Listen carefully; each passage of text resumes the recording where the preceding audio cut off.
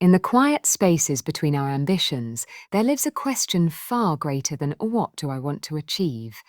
It is, why am I here? We often chase goals as though they are the destination, yet life itself is not a checklist to complete but a vast unfolding. A symphony where every silence, every dissonant note carries meaning. The detours, the setbacks, the long pauses where nothing seems to move. These are not interruptions, they are the rhythm of becoming. Each of us is not just a dreamer of personal victories, but a thread woven into a tapestry far beyond what the eye can see. When we step back, we begin to notice that even the smallest choices ripple outward, shaping the dance of existence itself. Perhaps the true measure of a life well lived is not how many goals we conquer, but how deeply we listen to the music that has always been guiding us. We live in a world that has taught us to chase finish lines. From the time we're children, we're told to set goals, check boxes, measure progress, and push harder. We grow up believing that happiness lives somewhere just beyond the next achievement. Graduate school, land the job, buy the house, build the business, hit the milestone, and if we're lucky enough to reach those places, we celebrate, but only for a moment. Before the silence creeps in and the question arrives. And now what? You see, goals can be wonderful. They give us direction, they motivate us, they help us move forward. But here's the truth no one talks about enough. Goals are not the end game. They are mile markers on a much longer journey. They're chapters, not the book. And when we treat them as the final destination, we risk missing the deeper story that life is trying to tell us. Think about it. How many times have you worked towards something, convinced that once you got there, everything would feel different? Maybe it was losing the weight, earning the promotion, getting the recognition you thought would validate you. And yes, maybe it felt good at first, but then the high faded, and the hunger for something else returned.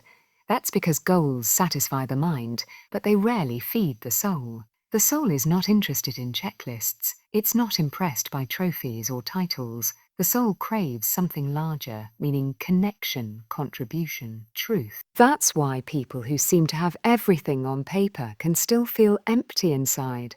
They've climbed the mountain of success, but when they reach the summit, they realize it wasn't the mountain they were meant to climb. What if I told you that the reason you feel restless after reaching a goal isn't because you're broken or ungrateful, but because your spirit is nudging you to remember something deeper? That you weren't put here to merely accomplish, but to become. Let me give you an example. Imagine you're driving across the country, and along the highway you see road signs.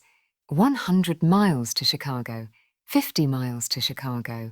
Welcome to Chicago.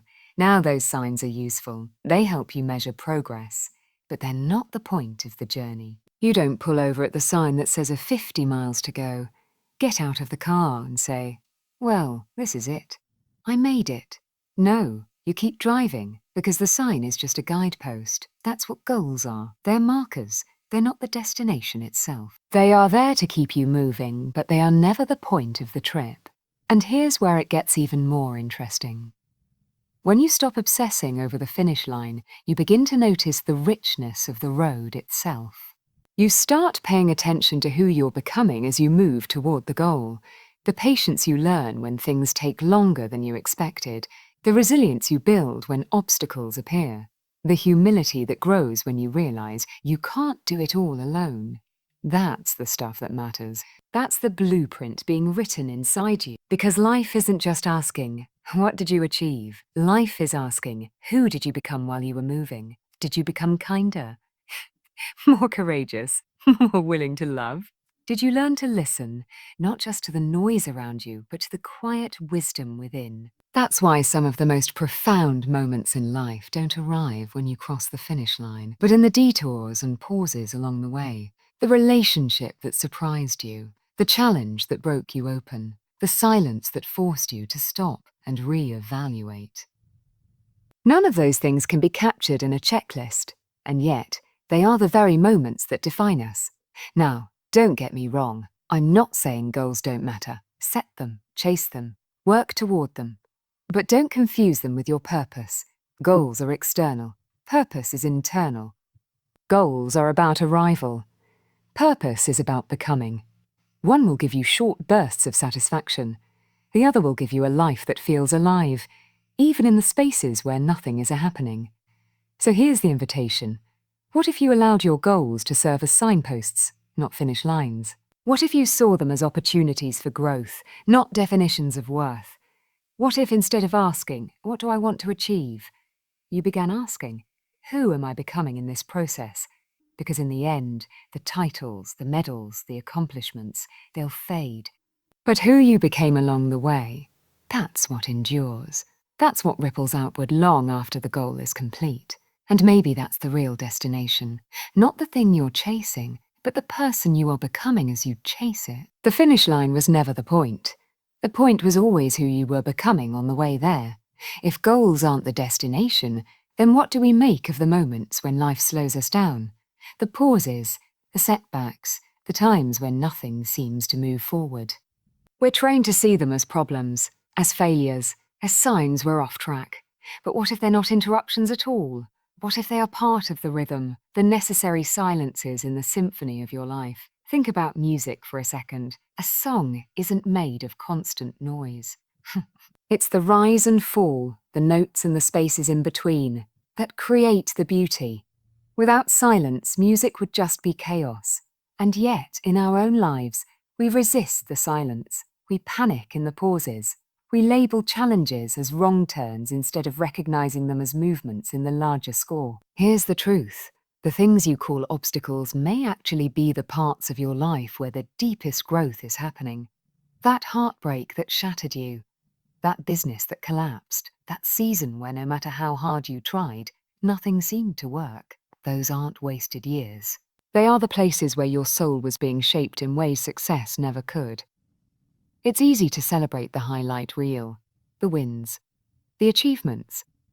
But the real transformation, the kind that changes your character, your depth, your resilience, that happens in the shadows. That happens when you're forced to sit with yourself and ask, who am I, really, when there's nothing left to prove?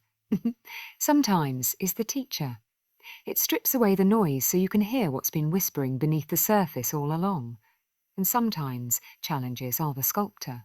They carve away what no longer serves you, even when you're clinging to it with everything you've got. I think about it this way. A seed can't sprout without being buried first. To the seed, it must feel like the end. Darkness, pressure, silence, but in reality, it's the beginning. That same process is happening in you during the seasons that feel like endings. The silence is not punishment, it's preparation.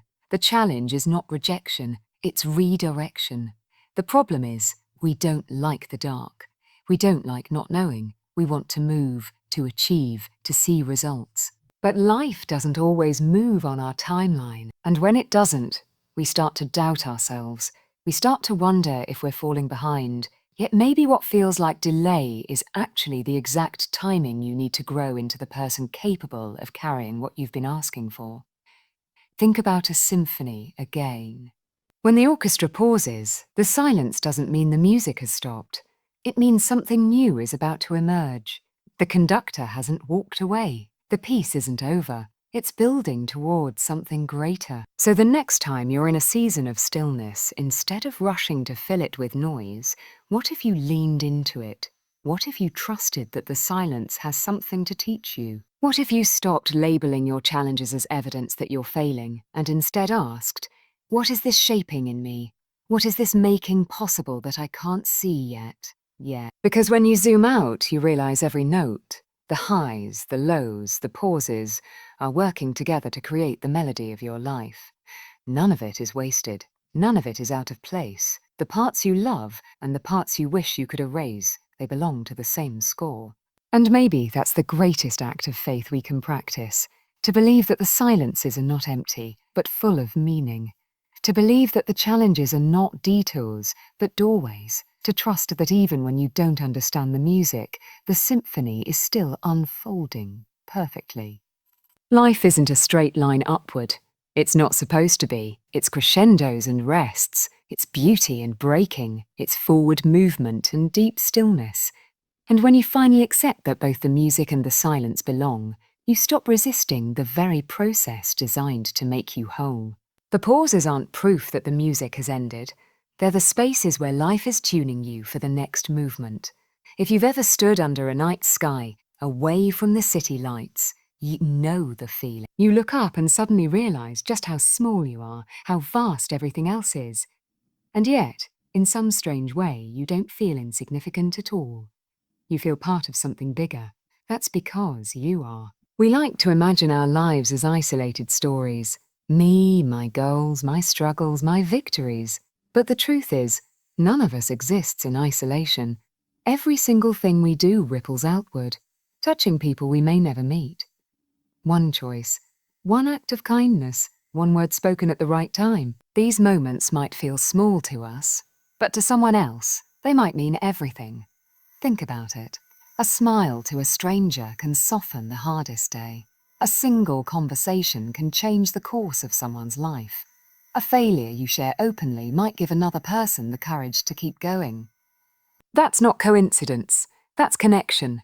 Life is less like a solo performance and more like a tapestry. Every thread matters, even the ones we don't notice. Pull one out and the pattern changes.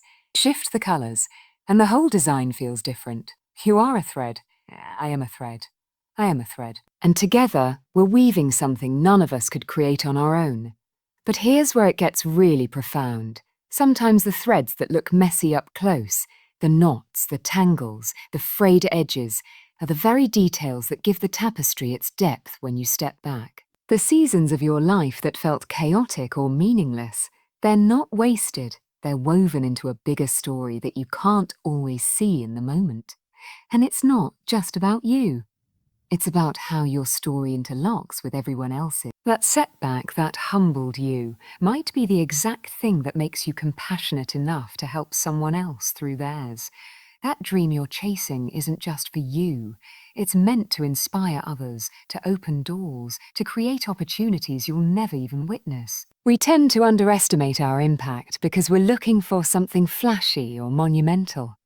But purpose doesn't always arrive with fireworks. Sometimes it shows up quietly, in the way you show up for your family, in the way you treat the person bagging your groceries, in the way you keep going when life tries to break you down. There's a reason every spiritual tradition, every philosophy, every culture across time has taught the same thing in different words. We are connected. Call it the universe. Call it divine order, call it energy, whatever language resonates with you. But you know it when you feel it. That sense that you are both small and significant at the same time. That sense that your life isn't random, that you're part of something unfolding. And maybe that's the real invitation. To stop seeing your journey as a solo race and start seeing yourself as part of a dance. To remember that your steps matter, but so do the steps of those around you. When you shift, the whole dance shifts. When you heal, you give permission for others to heal. When you shine, you make it safer for others to shine too. Sometimes the most extraordinary thing you can do is simply recognize your place in the larger design. To say, I matter, not because of the trophies on my shelf or the titles I hold, but because my existence touches everything around me. When you really let that sink in, it changes how you live. You stop rushing past people as if they're obstacles, and you start seeing them as fellow travelers in the same great unfolding. You stop dismissing your own story as insignificant, and you start realizing that even the smallest chapter has weight. Here's the thing, we don't get to see the full pattern while we're here. We only ever see pieces. But trust me, there is a pattern. There is a design, and you're not on the outside of it. You are woven right into the heart of it. So if you've ever doubted your worth, if you've ever wondered whether your life has meaning, hear this. You are not an accident. You are not a spare part. You are a vital thread in the fabric of existence, and without you, the design would not be complete. You are not just living your own story. You are a thread in the infinite tapestry of life, and the pattern could never be whole without you. If you really pay attention, you'll notice that life has a way of speaking to you, not in grand announcements or flashing neon signs, but in whispers. Quiet nudges, a feeling in your gut, a thought that keeps returning. a pull you can't quite explain. The problem is, most of us are too busy, too distracted, too caught up in the noise of the world to notice. We live in a culture that glorifies loudness, bigger, faster, more. We measure progress by how much we can produce, how visible we can be, how constantly we're in motion. And in that rush, we drown out the voice inside us that's trying to guide us towards something deeper. That voice doesn't shout. It doesn't demand. It waits. It waits for us to slow down enough to hear it. Think back to a moment in your life when you just knew. You couldn't rationalize it. You couldn't prove it, but you felt it. Maybe it was the decision to walk away from something that no longer felt right. Maybe it was the spark that pushed you towards something that scared you but felt alive. That's the whisper I'm talking about. It's not random. It's not imagination. It's the compass of your life, pointing you back to the truth of who you are. And here's what's important. Your purpose doesn't usually show up with a job title attached or a clear 5-year plan.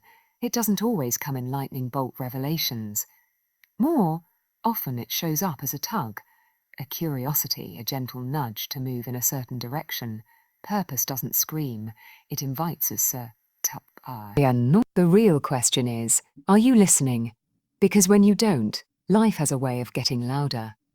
The whispers turn into roadblocks, setbacks, even breakdowns, anything to slow you down enough to pay attention. Sometimes the silence we talked about earlier isn't empty at all. It's life creating space so you can hear the call that's been there all along.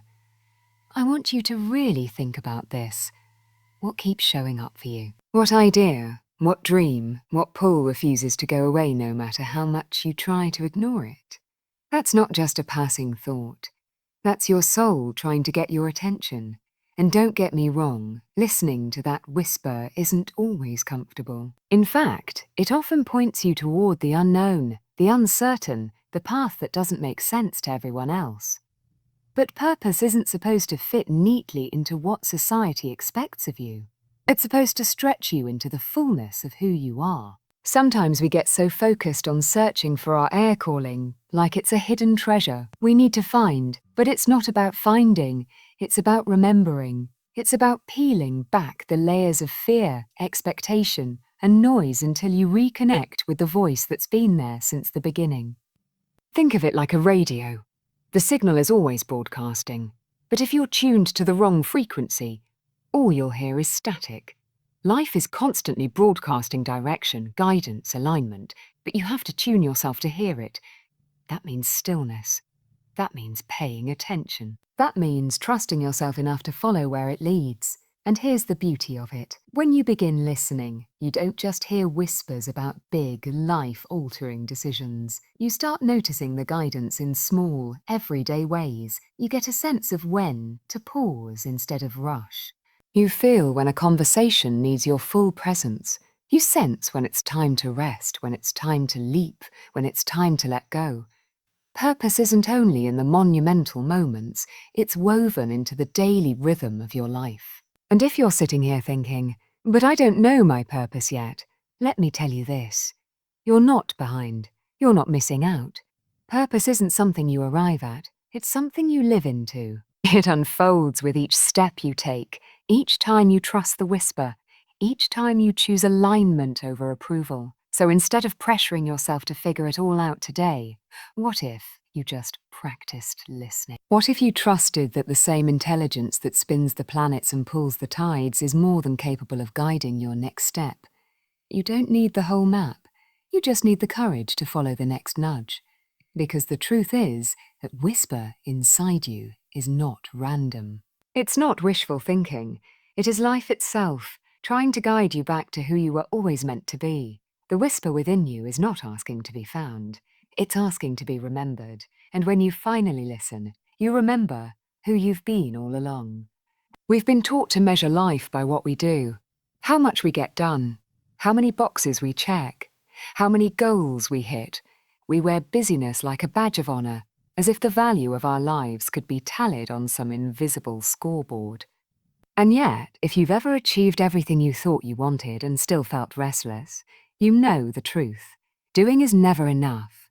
At some point, you have to ask yourself, what if fulfillment isn't about how much I achieve, but about who I become in the process? There's nothing wrong with striving, with working hard, with pushing yourself toward excellence.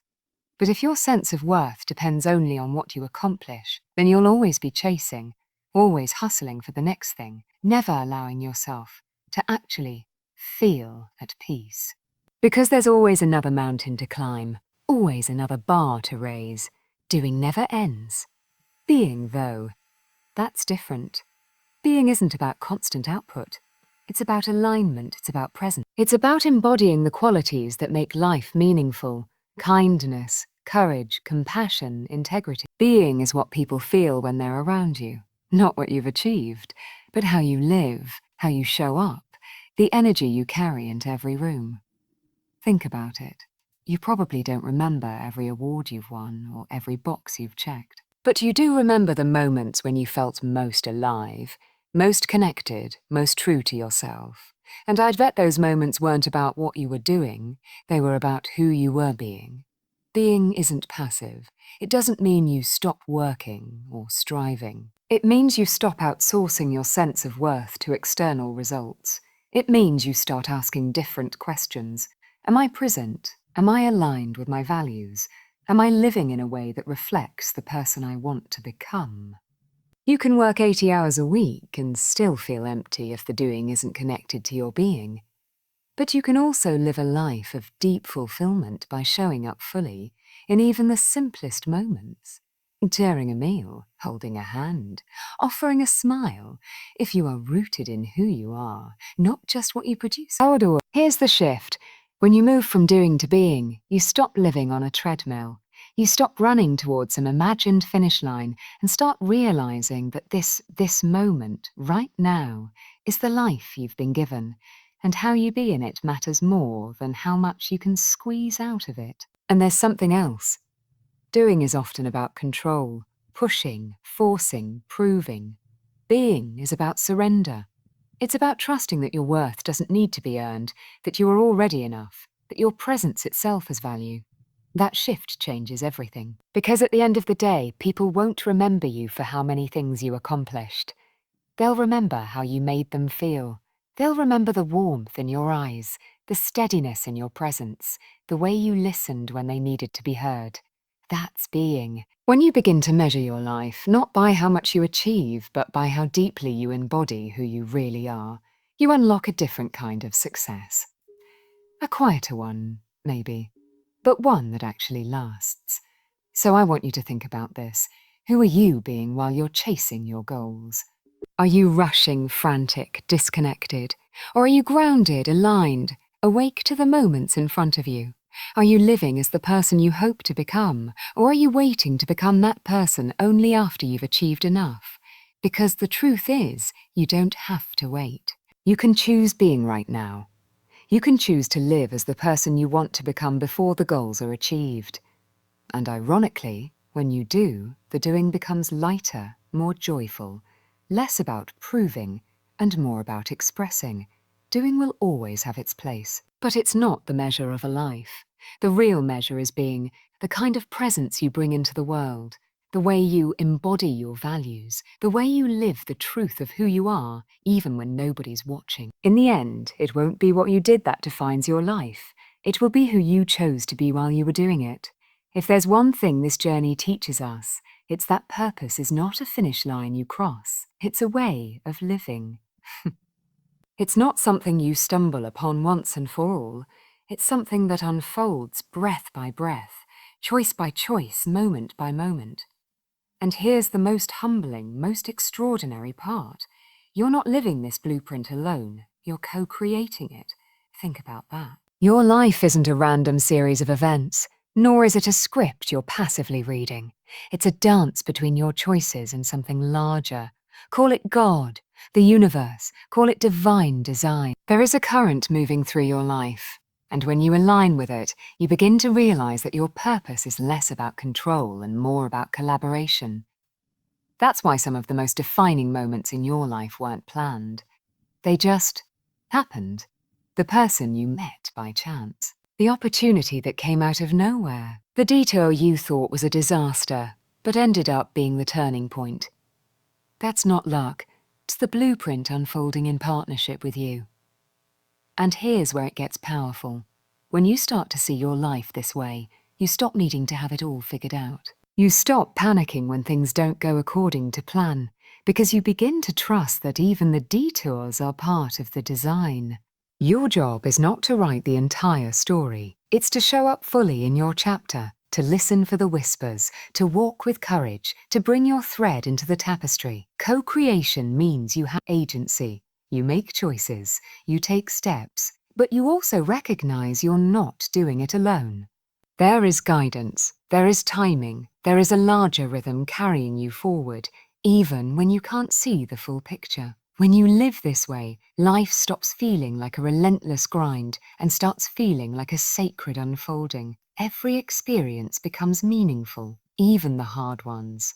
Especially the hard ones, because you begin to see them not as punishment, but as part of the shaping, the refining, the preparation for what's next. And here's the beautiful paradox. The more you align with that bigger design, the more freedom you feel. Because you realize you don't have to force everything. You don't have to control every outcome. You don't have to live in constant fear of missing your one shot. You are part of something that cannot be missed. This isn't about surrendering your power. It's about realizing the power you actually have. The power to choose how you show up. The power to trust in timing. The power to contribute your unique essence to the larger whole. You're not here to live someone else's blueprint. You're here to live yours, the one that was written into your being long before you ever took your first breath. And maybe that's the most important truth. Purpose isn't about doing something spectacular that the whole world notices. It's about being aligned with the role you were created to play in this vast design. Some roles are loud and visible, some are quiet and unseen. Both are equally essential. A symphony doesn't just need violins, it needs the rests, the percussion, the silence in between. The tapestry isn't just woven of bright colours, it needs the dark threads too. You are not here by accident. Your story matters. Your presence matters. And when you begin to live as a co-creator, aware, awake, in tune with the bigger rhythm, you start to feel the wonder of it all. You start to see that even the ordinary moments are extraordinary when you recognize their place in the design. So here's the invitation. Stop chasing life like it's something outside of you to capture. Start living as though it's something inside of you to express. Let your purpose unfold step by step. Partner with the current. Contribute your thread. Dance your part of the dance. Because when it's all said and done, the measure of a life isn't how much you controlled, but how deeply you lived in harmony with the design that was always guiding you. You are not just living a blueprint, you are co-creating one, and the masterpiece could never be complete without your part in it.